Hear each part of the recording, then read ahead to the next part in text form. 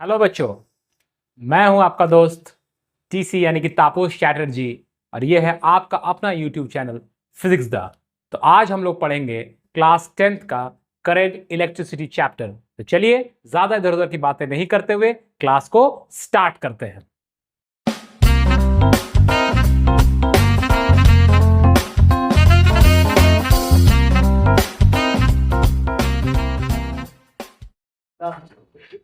तो चलो हम लोग स्टार्ट करेंगे आज करंट इलेक्ट्रिसिटी। ठीक है, तो करंट इलेक्ट्रिसिटी, करंट को जानने से पहले हम लोग को जानना पड़ेगा चार्ज के बारे में। ठीक है, चार्ज के बारे में। जैसे ऐसे तो कभी पता नहीं, नदी में नहाए हो कभी? नहाए हो तो नदी के पानी में और तालाब के पानी में बेसिक अंतर क्या है? सॉल्ट। जो नदी का पानी होता है वो बहता है, तो बोलता है ना पानी बहता, और जो तालाब का पानी होता है वो स्टैग्नेंट है। ठीक है, ये बेसिक डिफरेंस है। तो उसी तरह से ये चार्ज जब तक फ्लो नहीं करेगा तब तक करंट बनेगा ही नहीं। तो इसीलिए हम लोग को सबसे पहले जानना पड़ेगा कि चार्ज क्या होता है। तो किसी बॉडी में चार्ज आएगा कैसे? तो अगर हम लोग एक एटम को देखते हैं तो एटम के सेंटर पे क्या होता है? न्यूक्लियस होता है, और उस न्यूक्लियस के अंदर प्रोटॉन मौजूद रहता है, राइट। और इलेक्ट्रॉन्स जो होता है इसके चारों तरफ ऑर्बिट्स में घूमते रहता है, घूमता है ना। और जैसे फॉर एग्जांपल अगर हम एक एल्यूमिनियम के, क्या हुआ, अगर हम एक एल्यूमिनियम के एटम को देखें तो एल्यूमिनियम का एटम एटॉमिक नंबर कितना होता है? कुछ याद है? कुछ याद नहीं है। एल्यूमिनियम का एटॉमिक नंबर 13। हाँ बोलो, कोई दिक्कत नहीं है उसमें। एल्यूमिनियम का एटॉमिक नंबर है 13। तो एल्यूमिनियम का एटॉमिक नंबर 13 है। इसका मतलब क्या हुआ कि एल्यूमिनियम के पास 13 इलेक्ट्रॉन्स होगा। मतलब एल्यूमिनियम के पास 13 माइनस चार्जेस होगा, क्योंकि इलेक्ट्रॉन जो होता है वो नेगेटिव चार्ज होता है ना। और हम लोग ये भी जानते हैं कि एक एटम जो होता है वो इलेक्ट्रिकली न्यूट्रल होता है। इसका मतलब इसके पास 13 प्रोटॉन्स भी होगा, मतलब इसके पास 13 प्लस चार्जेस भी होगा। यहाँ तक क्लियर है? 13 प्लस चार्जेस भी होगा। ठीक है, तो टोटल चार्ज अगर हम लोग निकालेंगे इसका, तो टोटल चार्ज कितना आ जाएगा? 0 आ जाएगा ना, बिकॉज जितना प्लस है उतना ही माइनस भी है। तो कोई भी एटम जो होता है वो बेसिकली ग्राउंड स्टेट में न्यूट्रल ही होता है। हर चीज़, ये मार्कर भी न्यूट्रल है, ये बोर्ड भी अभी न्यूट्रल है, वो स्टिक भी अभी न्यूट्रल है, हर चीज़ न्यूट्रल है। ठीक है, तो इसको चार्ज करेंगे कैसे? तो चार्ज करने के लिए क्या करना पड़ेगा? इसमें से एक इलेक्ट्रॉन या 2 इलेक्ट्रॉन या 5 इलेक्ट्रॉन बाहर निकालना पड़ेगा, या कुछ इलेक्ट्रॉन्स इसमें डालना पड़ेगा, मतलब ट्रांसफर कराना पड़ेगा इलेक्ट्रॉन्स का। ठीक है, तो अगर इलेक्ट्रॉन्स का ट्रांसफर होता है तभी किसी ऑब्जेक्ट में, किसी बॉडी में चार्ज आएगा। ठीक, अगर इलेक्ट्रॉन उस ऑब्जेक्ट से बाहर निकल जाएगा, जैसे इसी में मान लो एल्यूमिनियम का ही एग्जांपल लेते हैं, इसमें इलेक्ट्रॉन्स कितना था? 13, और प्रोटॉन्स मतलब प्लस चार्ज कितना था? 13। अब सोचो कि एक इलेक्ट्रॉन यहां से बाहर निकल गया, एक इलेक्ट्रॉन अगर इसमें से बाहर निकल गया, इलेक्ट्रॉन इज रिमूव्ड, तो इसके पास नेगेटिव चार्ज कितना रहेगा? 12। अगर एक इलेक्ट्रॉन यहां से हट जाता है तो इसके पास नेगेटिव चार्ज आ जाएगा 12, तो -12 हो जाएगा यहाँ पे, है ना। लेकिन क्या प्रोटॉन भी निकला बाहर? नहीं, तो प्लस चार्ज तो 13 ही रहेगा ना। अब अगर हम इन दोनों को कैलकुलेट करें तो यहाँ पर +1 बचेगा कि नहीं बचेगा? बचा। इसीलिए कोई ऑब्जेक्ट में से अगर इलेक्ट्रॉन रिमूव हो जाता है तो उस ऑब्जेक्ट में कौन सा चार्ज आएगा? पॉजिटिव चार्ज आएगा। अरे इलेक्ट्रॉन का मतलब कैसा चार्ज है? तुम अपने अंदर से नेगेटिविटी को निकाल दिए, तुमने योगा किया, अपने अंदर से नेगेटिविटी निकल गया, तुम्हारे अंदर क्या बचा? पॉजिटिव बचा। सिंपल सा कहानी है। और अगर मान लेते हैं इसी एल्यूमिनियम के एटम में एक इलेक्ट्रॉन ऐड हो जाता, तो इलेक्ट्रॉन का नंबर कितना हो जाता? 14, तो -14 आ जाता। और प्रोटॉन का नंबर तो सेम रहता, तो +13, तो कितना बचता? -1, तो उसमें नेगेटिव चार्ज आता। मेरे अंदर नेगेटिविटी आ गया, नेगेटिव चार्ज आ गया मतलब नेगेटिविटी आ गया, मतलब हम नेगेटिव हो गए। ठीक है, बात समझ में आया? तो किसी बॉडी में चार्ज कैसे आएगा? ट्रांसफर किसका करना पड़ेगा? अभी प्रोटॉन को दिमाग से निकाल दो, क्योंकि प्रोटॉन का हम ट्रांसफर कर भी नहीं सकते हैं कि प्रोटॉन न्यूक्लियस के अंदर में मौजूद है, वहां से प्रोटॉन को निकालना इज नेक्स्ट टू इम्पॉसिबल है। ठीक है, उसके लिए न्यूक्लियर रिएक्शन कराना पड़ेगा, उसको अभी भूल जाते हैं। तो हम लोग किसको अभी याद रखते हैं?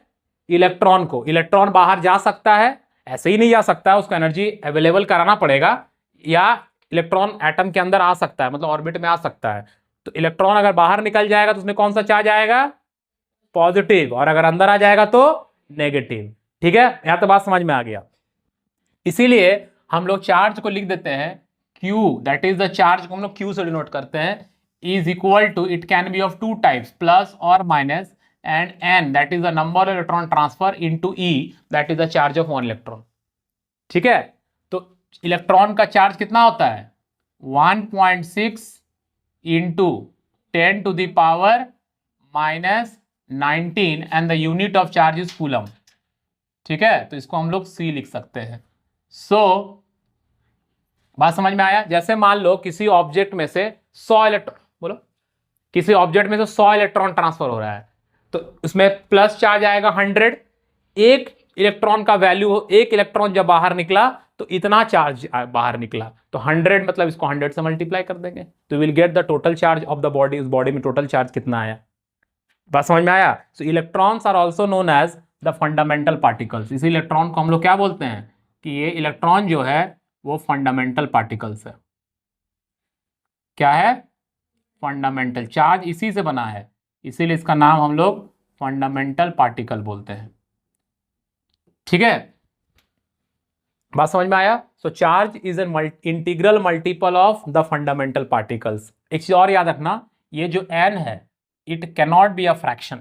ऐसा नहीं होगा कि एक एटम में से आधा इलेक्ट्रॉन बाहर जाएगा या 3.5 इलेक्ट्रॉन बाहर जाएगा, जाएगा तो पूरा का पूरा इलेक्ट्रॉन बाहर जाएगा, और आएगा भी तो पूरा का पूरा इलेक्ट्रॉन बाहर जाएगा। That means n has to be an integer, मतलब n का वैल्यू 1, 2, 3, 4 कुछ भी हो सकता है, 1 करोड़, 5 करोड़, 10 करोड़, कुछ भी हो सकता है, but it has to be an integer. वो फ्रैक्शन वैल्यू अगर आएगा, that means that is not possible, वो पॉसिबल नहीं है। ठीक है, बात समझ में आया। तो ये हो गया चार्ज के बारे में। ठीक है, अब सवाल है कि हमने एक बॉडी को चार्ज कर दिया, मान लेते हैं एक ऑब्जेक्ट एल्यूमिनियम में से एक इलेक्ट्रॉन बाहर निकल गया या 3 इलेक्ट्रॉन बाहर निकल गया। तुमको पता है कि एल्यूमिनियम में 3+ चार्ज होता है, केमिस्ट्री में पढ़े होगे, राइट। एल्यूमिनियम 3+ बनाता है charge, to attain the stability 3 electron वो लूज कर सकता है। तो मान लेते हैं कि एक एल्यूमिनियम के एटम में से 3 इलेक्ट्रॉन बाहर निकल गया और उसमें 3+ चार्ज आ भी गया। ठीक है, लेकिन वो चार्ज अभी कोई काम का नहीं है, उसमें कोई इफेक्ट नहीं है, क्योंकि वो नदी वाला पानी नहीं है, वो तालाब वाला पानी है। ठीक है, इसीलिए अगर तुम लोग घर में सुने भी होगे कि नदी का पानी से अगर तुम नहाओगे तो ज्यादा दिक्कत नहीं है तबीयत को, बिकॉज वो पानी फ्लो होते हुए रॉक्स और मिनरल्स को पार करते हुए आ रहा है। बट तालाब का पानी है ना, वो एक जगह इकट्ठा है, वो फ्लो ही नहीं कर रहा है। ठीक है, तो फ्लोइंग वाटर से कभी दिक्कत नहीं है। तो ये जो चार्ज है, ये चार्ज क्या अभी कोई करंट का इफेक्ट नहीं प्रोड्यूस कर पाएगा, क्योंकि वो चार्ज अभी फ्लो नहीं कर रहा है। तो चार्ज को क्या कराना होगा, फ्लो कराना होगा। जब चार्ज फ्लो करेगा, उससे जो इफेक्ट बनेगा, that effect is called electric current. जैसे अभी तुम लोग क्लासरूम में क्या हो, बैठे हुए हो, दौड़ रहे हो, तुम लोग क्लासरूम में चलो दौड़ने लगो सब। तो जब तुम लोग सब क्लासरूम में दौड़ोगे तो कुछ तो इफेक्ट होगा। क्या इफेक्ट होगा, सबके अंदर काइनेटिक एनर्जी आ जाएगा, वो काइनेटिक एनर्जी हीट में कन्वर्ट होगा और रूम का टेम्परेचर बढ़ जाएगा। एक इफेक्ट पैदा हुआ। तुम जब बैठे हुए हो तो वो इफेक्ट नहीं हो रहा है। उसी तरह से चार्ज अगर रेस्ट में है तो उसमें कोई इफेक्ट नहीं है। जब चार्ज फ्लो करेगा, उससे जो इफेक्ट आएगा, that effect is called electric current. ठीक है, इसीलिए हम लोग करंट को कैसे डिफाइन करते हैं, करंट को डिफाइन करते हैं I is equal to Q/T, that is the rate of flow of charge is called current. कितना चार्ज फ्लो कर रहा है और कितने जल्दी जल्दी फ्लो कर रहा है। अगर जैसे मान लो कि जब फ्लड आता है या पानी बहुत तेजी से बहता है, तो हम लोग बोलते हैं कि वाटर करंट बहुत ज्यादा है। क्यों बोलते हैं, क्योंकि वो पानी का वॉल्यूम हो सकता है उतना ही हो, बट वो पानी जो है वो ज्यादा तेजी से बह रहा है। सो चार्ज के मैग्नीट्यूड पर भी करंट डिपेंड करता है, और दूसरा डिपेंड किस पे करता है, टाइम पर। So current is defined as rate of flow of charge. ठीक है, बात समझ में आया। अब करंट चार्ज को तो हम लोग N × E भी लिख सकते हैं ना, चार्ज को तो हम लोग N × E भी लिख सकते हैं, कि नहीं लिख सकते हैं, divided by time. So current can also be defined as rate of flow of electrons, क्योंकि बेसिकली चार्ज बना किससे है। अगर हम बोल रहे हैं कि एक वायर है, इसमें से इलेक्ट्रिक करंट फ्लो कर रहा है, कोई बोलेगा नहीं नहीं इसमें से चार्ज फ्लो कर रहा है, कोई बोलेगा नहीं नहीं इसमें से इलेक्ट्रॉन्स फ्लो कर रहा है। All the 3 statements are correct.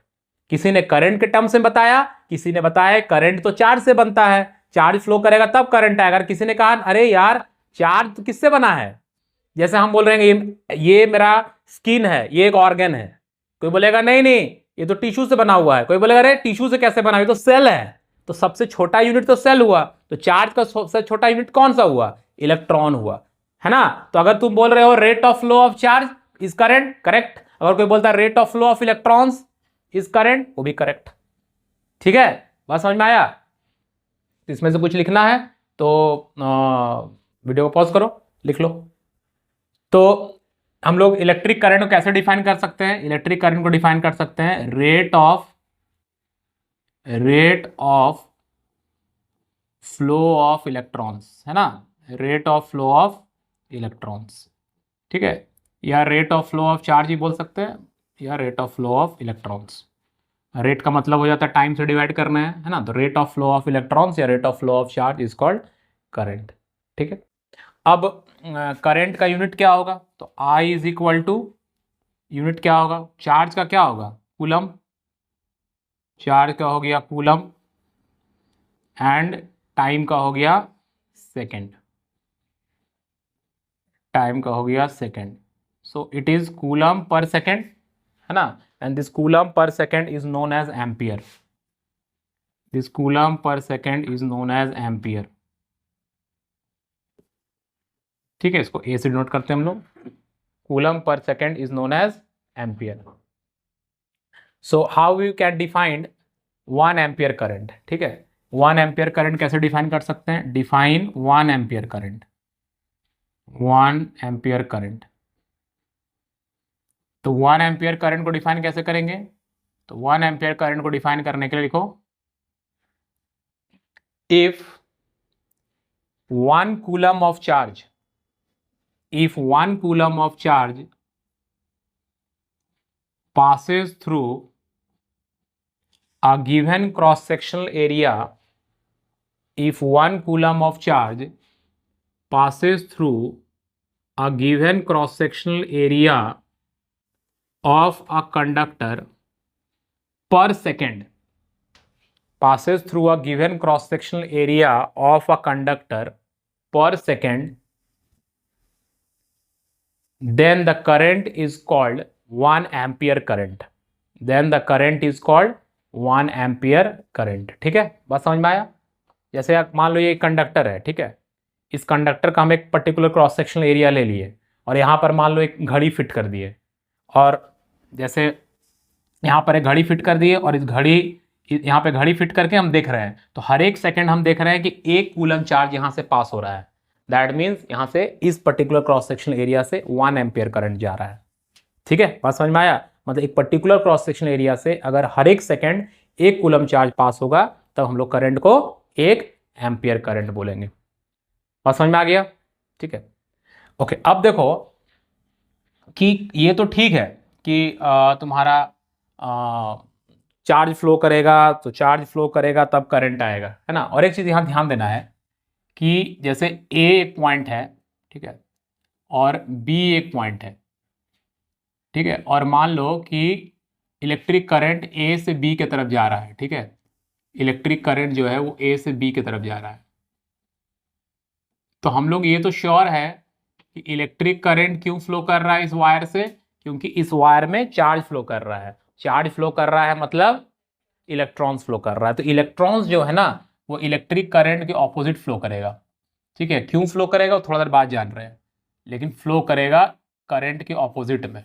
ठीक है, direction of flow of electrons, ठीक है, direction of flow of electrons वो हमेशा इलेक्ट्रिक करंट के ऑपोजिट फ्लो करेगा। ठीक है,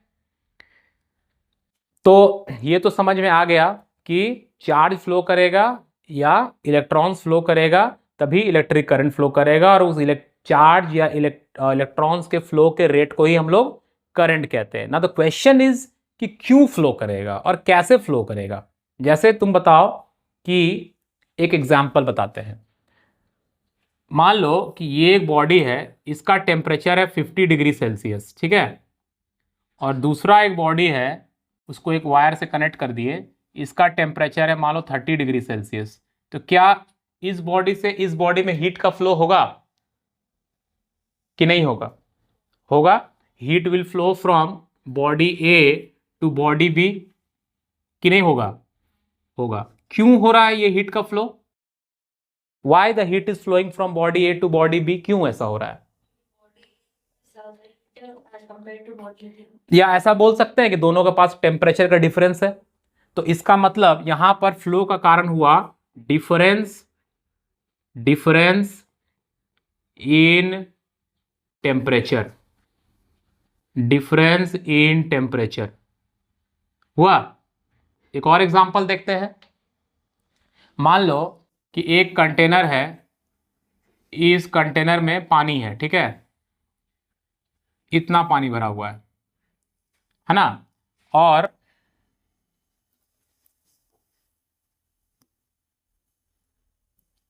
ऐसे ले लेते हैं, और यहां पर एक होल छोड़ दिए। अब यहां पे एक और कंटेनर है जिसमें थोड़ा कम पानी है, और इसको हम लोग एक पाइप से कनेक्ट कर दिए, ठीक है, पाइप से कनेक्ट कर दिए। इसमें इतना पानी भरा हुआ था, इसमें थोड़ा कम पानी है, तो क्या पानी का फ्लो होगा? किसमें से पानी किसमें जाएगा? ये कंटेनर ए है, ये कंटेनर बी है, एक कंटेनर से बी कंटेनर में जाएगा क्योंकि हम लोग बोल सकते हैं कि दोनों कंटेनर में लेवल ऑफ वाटर में डिफरेंस है, तो यहां पर डिफरेंस है, difference in water level, correct? हाँ, ओके। तुम लोग पढ़ रहे हो, हम पढ़ा रहे हैं, क्यों? नॉलेज का फ्लो तो हो रहा है ना। तो मेरे पास थोड़ा सा गलती से ज़्यादा नॉलेज है, तुम लोग पास अभी थोड़ा सा कम नॉलेज है, तो नॉलेज का फ्लो हो रहा है because there is a difference in knowledge, correct? So तुम पूरे यूनिवर्स में देखोगे कि किसी भी चीज़ का फ्लो तभी होता है जब there is a certain difference, किसी चीज़ का डिफरेंस होना चाहिए। अगर डिफरेंस नहीं रहेगा तो फ्लो भी नहीं होगा। जैसे अगर यहाँ पे दोनों का टेम्परेचर सेम हो जाए तो क्या फ्लो होगा हीट का? नहीं होगा। अगर यहाँ भी वाटर का लेवल सेम हो जाए तो फ्लो होगा? नहीं होगा। मान लो कि क्या बोलते हैं, शर्मा जी इंजीनियर जब बन जाएगी या बड़ा डॉक्टर बन जाएगी, उस समय हम जिसको पढ़ाने जाएंगे, देखो इसको इलेक्ट्रिक करंट बोलते हैं, क्या सर मजाक कर रहे हैं, क्योंकि वो जो नॉलेज का डिफरेंस है वो भर चुका होगा, there will no knowledge gap, है ना। तो कोई भी चीज फ्लो कब करता है? जब सर्टेन किसी न किसी चीज का डिफरेंस रहता है। तो चार्ज को भी अगर फ्लो कराना है तो डिफरेंस क्रिएट करना होगा। जैसे फॉर एग्जांपल सोचो कि यहां पर एक स्फीयर है और इसमें नेगेटिव चार्ज है, ठीक है, स्फीयर ए में, और इसको एक कंडक्टिंग वायर से हम जोड़ दिए, और ये स्फीयर है बी और इसमें कुछ पॉजिटिव चार्जेस है, ठीक है, पॉजिटिव चार्जेस है, ठीक है, पॉजिटिव चार्जेस है। तो क्या यहां पर इलेक्ट्रॉन्स का फ्लो होगा? बिल्कुल होगा। होगा, क्यों नहीं होगा? अगर हम इन दोनों बॉडी में कंपेयर करें तो जो नेगेटिव चार्ज है उसके पास इलेक्ट्रॉन्स ज्यादा है, मेरे अंदर नेगेटिविटी ज्यादा है मतलब इलेक्ट्रॉन्स ज्यादा है ना, और किसी के अंदर पॉजिटिव है मतलब उसमें से इलेक्ट्रॉन्स बाहर निकल चुका है। तो इसमें ए और बी में अगर कंपेयर करें तो इलेक्ट्रॉन्स किसके पास ज्यादा है? ए के पास। तो ऑब्वियसली है कि इसका इलेक्ट्रॉन्स इधर फ्लो करना चाहेगा जब तक दोनों का क्या नहीं, यहां पर थोड़ा सा कहानी में ट्विस्ट है, ठीक है। अगर दोनों स्फीयर सेम साइज का है तब हम लोग बोलेंगे कि इलेक्ट्रॉन्स का फ्लो तब तक होगा जब तक दोनों का चार्ज सेम नहीं हो जाता। बट अगर दोनों का शेप और साइज सेम नहीं है तब हम लोग को बोलना पड़ेगा कि पोटेंशियल सेम हो जाना चाहिए, जिसको हम लोग आम भाषा में वोल्टेज बोलते हैं। मतलब वोल्टेज का डिफरेंस अगर 0 हो जाएगा तो फ्लो नहीं होगा, ठीक है। लेकिन इलेक्ट्रॉन्स फ्लो कर रहा है तो यहां से इलेक्ट्रॉन यहां फ्लो करेगा बिकॉज इलेक्ट्रॉन्स यहां ज्यादा है, तो ये जो नेगेटिव है इसको हम लोग बोलते हैं लो पोटेंशियल। क्या बोलते हैं? लो। बैटरी में भी एक पॉजिटिव नेगेटिव देखते हो ना, तो जो नेगेटिव होता है वो क्या होता है? लो पोटेंशियल होता है, ठीक है। और जो पॉजिटिव होता है उसको क्या बोलते हैं? हाई पोटेंशियल बोलते हैं। पॉजिटिव को बोलते हैं हाई पोटेंशियल, ठीक है। अब हमको बताओ कि इलेक्ट्रॉन्स जो है वो लो पोटेंशियल से हाई पोटेंशियल की तरफ जाएगा कि हाई से लो जा रहा है? हाँ, इलेक्ट्रॉन्स जो है वो लो पोटेंशियल से हाई पोटेंशियल की तरफ जाएगा, क्योंकि इलेक्ट्रॉन्स ज्यादा मतलब नेगेटिव चार्ज, और नेगेटिव मतलब लो पोटेंशियल, करेक्ट। तो इलेक्ट्रॉन्स जो है वो लो पोटेंशियल से कहां जा रहा है, हाई पोटेंशियल की तरफ जा रहा है। और कब तक जाएगा, जब तक दोनों पोटेंशियल सेम नहीं हो जाता, मतलब पोटेंशियल डिफरेंस जीरो नहीं हो जाता है। बात समझ में आया। अब देखो, जो इलेक्ट्रिक करंट होता है वो हमेशा high potential to low potential जाता है। जब हम बैटरी कनेक्ट करते हैं तो करंट बैटरी के प्लस से निकलता है, इसीलिए हम बोले थे कि इलेक्ट्रिक करंट और इलेक्ट्रॉन हमेशा ऑपोजिट फ्लो करेगा। ठीक है, इलेक्ट्रॉन्स कभी भी पॉजिटिव से नेगेटिव नहीं जा सकता है, बिकॉज पॉजिटिव का मतलब है इलेक्ट्रॉन्स की कमी, इलेक्ट्रॉन्स का डेफिशिएंसी। तो जब हम खुद ही मेरे पास कमी है तब तुमको कैसे दे सकते हैं, मेरे पास ज्यादा रहेगा तब ना तुमको दे पाएंगे। तो नेगेटिव बॉडी का मतलब होता है इलेक्ट्रॉन ज्यादा है, तो इलेक्ट्रॉन्स जो होता है वो लो पोटेंशियल से हाई पोटेंशियल जाता है। और इलेक्ट्रिक करंट जो है वो कहां से कहां जाता है, इलेक्ट्रिक करंट जो है वो हाई पोटेंशियल से लो पोटेंशियल जाता है। ठीक है, ये हो गया इलेक्ट्रिक करंट। बात समझ में आया। अगर तुमसे कोई पूछेगा कि why electrons flow opposite to the direction of flow of electric current, तो सिंपली बोलना है कि इलेक्ट्रॉन्स जो होता है वो low potential to high potential जाता है और electric current high to low, इसीलिए डायरेक्शन उनका ऑपोजिट होता है। ठीक है, बात समझ में आया। तो इसका मतलब यहां पर टेम्परेचर का डिफरेंस था इसीलिए हीट फ्लो कर रहा था, यहां पर लेवल ऑफ वाटर का डिफरेंस है इसीलिए वाटर फ्लो कर रहा था।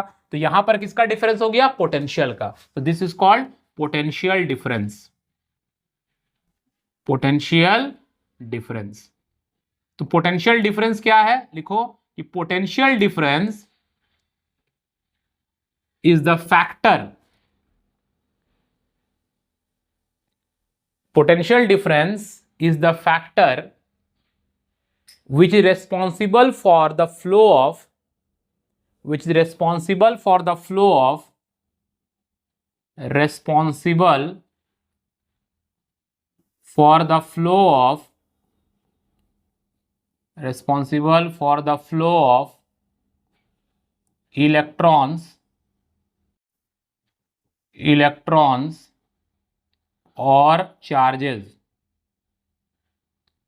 from one point, from one point to another, from one point to another, एक पॉइंट से दूसरे पॉइंट में किसी इलेक्ट्रॉन्स को या चार्जेस को फ्लो कराने के लिए जो रेस्पॉन्सिबल है वो है हमारा कौन, इलेक्ट्रिक पोटेंशियल डिफरेंस। ठीक है, अब देखो पोटेंशियल, इलेक्ट्रिक पोटेंशियल डिफरेंस है। अब पोटेंशियल डिफरेंस जो होता है अगर वो जीरो हो जाए, पोटेंशियल डिफरेंस अगर जीरो हो जाएगा तो क्या दो पॉइंट के बीच में चार्जेस या करंट का फ्लो होगा, नहीं होगा। अगर इलेक्ट्रिक पोटेंशियल डिफरेंस दो पॉइंट्स के बीच में जीरो हो जाता है, so there will be no flow of charges और इलेक्ट्रॉन्स, इसका मतलब करंट भी फ्लो नहीं करेगा। तो करंट को फ्लो कराने के लिए दो पॉइंट्स के बीच में पोटेंशियल डिफरेंस बहुत जरूरी है। ठीक है, अब क्वेश्चन है कि ये पोटेंशियल डिफरेंस क्रिएट कौन कर रहा है सर्किट में। So it is the cell और द बैटरी। जब तुम बैटरी लगाते हो ना, एक डायग्राम अगर हम बनाएंगे इस तरह से, तो एक इस तरह से हम लोग बैटरी बनाते हैं और मान लो यहाँ पे एक छोटा सा इलेक्ट्रिक बल्ब है, उसको कनेक्ट कर दिए, तो ये बल्ब जल रहा है। ठीक है, तो बल्ब जल रहा है मतलब करंट का फ्लो हो रहा है, करंट का फ्लो हो रहा है मतलब इलेक्ट्रॉन्स और चार्जेस फ्लो कर रहा है, राइट। और इलेक्ट्रिक करंट का अगर फ्लो हो रहा है मतलब दो पॉइंट के बीच में पोटेंशियल डिफरेंस है, डिफरेंस जीरो नहीं है। तो वो डिफरेंस को मेंटेन कौन करके रख रहा है, अ सेल। और अगर कॉम्बिनेशन ऑफ सेल, दो सेल लगा देंगे तो वो बैटरी हो जाता है ना। तो सेल और बैटरी जो होता है that maintains the potential difference between any two point in a electric circuit. तो अगर तुमसे कोई पूछेगा कि सेल या बैटरी का क्या काम है, तो आपको सिंपल बोलना है कि सेल और बैटरी क्या करता है, maintains potential difference between two points. ठीक है, potential difference between two points. बात समझ में आया। अब देखो कि ये जो सेल और बैटरी है क्या लाइफ टाइम चलते रहता है? कुछ देर के बाद क्या होता है? डिस्चार्ज कर जाता है। हम लोग बोलते हैं कि उसका चार्ज खत्म हो गया, डिस्चार्ज कर गया, है ना। इसका मतलब कि ये जो सेल और बैटरी है ये कुछ ना कुछ वर्क कर रहा है, क्योंकि जब आप वर्क करेंगे तभी आपका एनर्जी यूज होगा। ठीक है, तो ये डिफरेंस को मेंटेन रखने के लिए इस सेल या बैटरी को क्या करना पड़ता है? वर्क करना पड़ता है। क्या करना पड़ता है? वर्क। अदरवाइज वो इलेक्ट्रॉन्स को फ्लो नहीं करा पाएगा। इलेक्ट्रॉन्स को फ्लो कराने के लिए, चार्ज को फ्लो कराने के लिए, करंट को फ्लो कराने के लिए सेल या बैटरी को कुछ काम करना पड़ता है। इसीलिए कुछ देर के बाद वो क्या होता है? धीरे धीरे डिस्चार्ज होने लगता है। So potential difference between any two point, potential difference between any two point represented by V is equal to होता है work done by charge. Work done by charge. ये वर्क कौन कर रहा है? ये वर्क सेल या बैटरी करता है चार्ज को एक पॉइंट से दूसरे पॉइंट तक ले जाने के लिए। So potential difference is defined as work done per unit charge. ठीक है, तो इसको डिफाइन हम लोग कैसे कर रहे हैं? Work done, W means work done और Q मतलब charge. So work done per unit charge is potential difference. ठीक है, बात समझ में आया? Work done per unit charge is potential difference. अगर बैटरी वर्क नहीं कर पाएगा तो चार्ज को फ्लो नहीं करा पाएगा और सिर्फ डिफरेंस क्रिएट नहीं हो पाएगा फिर। ठीक है, so work done per unit charge is the potential difference. अब इसका यूनिट क्या होगा पोटेंशियल डिफरेंस का? पोटेंशियल डिफरेंस का यूनिट क्या आएगा? तो वर्क डन का क्या होता है? जूल। वर्क डन का हो गया जूल और चार्ज का होता है कूलम। तो जूल पर coulomb is the unit of potential difference. इसको हम लोग वोल्ट भी कहते हैं। क्या कहते हैं? वोल्ट। सो पोटेंशियल डिफरेंस का यूनिट हो गया वोल्ट। बात समझ में आया? इसको चलती फिरती भाषा में हम लोग वोल्टेज कहते हैं, क्योंकि वोल्टेज नहीं रहेगा तो करंट भी नहीं रहेगा। ठीक है, वोल्टेज है मतलब डिफरेंस है, डिफरेंस है तभी चार्ज फ्लो करेगा और चार्ज फ्लो करेगा तभी करंट आएगा। ठीक है, सो it is the factor which is responsible for the flow of charges between any two points in a conductor. ठीक है।